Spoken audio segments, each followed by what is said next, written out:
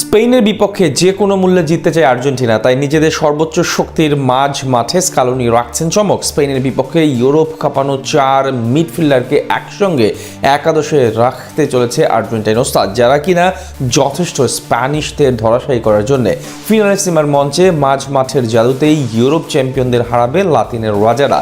Pedri গাভিদের বিপক্ষে তবে আকাশী নীলদের মাঠ কেমন হচ্ছে তা নিয়ে বিস্তারিত জানাচ্ছেন শ্রাবণমী। বেজেছে দামামা, ঘনিয়ে আসছে ফিনালিসিমার দিনক্ষণ। চাপা উত্তেজনা ফুটবল ভক্তদের মনের কোণে। কে হাসবে শেষ হাসি, লামিন ইয়ামাল নাকি Lionel Messi? Europe champion Spain নাকি লাতিনের রাজা আর্জেন্টিনা? কার হাতে উঠবে ঐতিহাসিক এই ট্রফিখানা? এমন প্রশ্ন এখন ফুটবল পাড়ায় কান পাতলেই শোনা যায়। বিশেষ করে ঠান্ডা মাথার স্কালোনি কোনোভাবেই ছাড় দিতে চান না এই ম্যাচে। যদিও মুখের কথাতে মেতে ওঠেননি তিনি, বরাবরের মতোই ভদ্রতার লেশ ধরে রেখে নিজের কাজেই মনোযোগী আছেন আর্জেন্টাইন বস। তবে এরই মাঝে শুরু হয়েছে তার রণকৌশল সাজানোর প্রক্রিয়া। বিশেষ করে স্পেনের বিপক্ষে তার ফরমেশনটা কি হবে সেটা নিয়ে ব্যস্ত সময় কাটিয়ে যাচ্ছেন তিনি। লামিন ইয়ামাল নিকোর গতি কিভাবে থামাবেন, এগুলো ছক ইতিমধ্যেই তার কথা শেষ।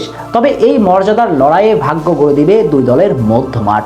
মূল লড়াইটা হবে এখানেই। স্পেনের যেমন আছে রদ্রি পেদ্রির মতো মিডফিল্ডার, তাই এদের বিপক্ষে মধ্যমাঠের রাজত্ব কায়েম করতে পারলেই একমাত্র জয় তোলা সম্ভব। অবশ্য আর্জেন্টিনার বর্তমান দলের শক্তি জায়গায় এই মধ্যমাঠই। Thiago Almada, Mac Allister, Enzo Fernandez, Nico Paz, Rodrigo De Paul, প্যারাদেসের মতো মধ্যমাঠের সৈন্য আছে তার হাতে। আর এদের মাঝে থেকে স্কালোনি তার মধ্যমাঠ সাজাবেন। এই ম্যাচে আকাশ নীলদের মধ্যমাঠ কেমন হবে তা এখন রাজ্যের প্রশ্ন। চলুন সে প্রশ্নের উত্তরটাই না হয় খোঁজা যাক। খুব সম্ভবত এই ম্যাচে আর্জেন্টাইন বস খেলবেন 3-5-2 ফরমেশনে, অর্থাৎ তার স্টার্টিং 11-এ থাকছেন 5 মিডফিল্ডার।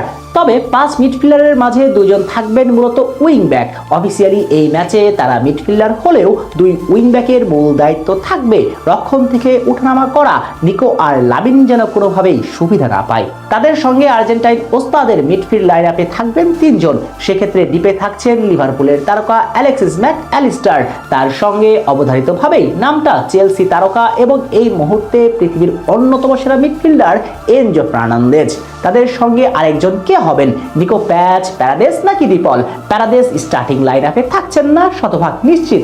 সঙ্গত কারণেই প্যাচ আর ডিপলের মাঝে থাকবেন একজন স্টার্টিং এ। সেক্ষেত্রে ডিপলই হবেন বেস্ট অপশন, কেননা যেহেতু বিগ ম্যাচ তাই অভিজ্ঞতাকে প্রাধান্য দিতে চাইবেন আর্জেন্টাইন বস। সব মিলিয়ে আর্জেন্টিনার মিডফিল্ড লাইন আপটা হতে চলেছে এমন: দুই প্রান্তে নিকো গঞ্জালেস এবং মন্টিয়েল, সঙ্গে ম্যাক অ্যালিস্টার, ডিপল এবং এনজো ফার্নান্দেজ। বদলি হিসেবে স্কালোনির অপশন থাকছেন আলমাডা, নিকো প্যাচ, প্যারাদেসদের মতো মিডফিল্ডাররা। ম্যাচের পরিস্থিতি অনুযায়ী স্কালোনি যখন যাকে প্রয়োজন ব্যবহার করবেন। তবে যদি আবার 4-4-2 ফরমেশনে যান তাহলে স্কালোনির লাইন আপে থাকবেন ডিপে ম্যাক, তার সঙ্গী হবেন নিকোলাস গঞ্জালেস, এনজো ফার্নান্দেজ এবং রদ্রিগো ডিপল।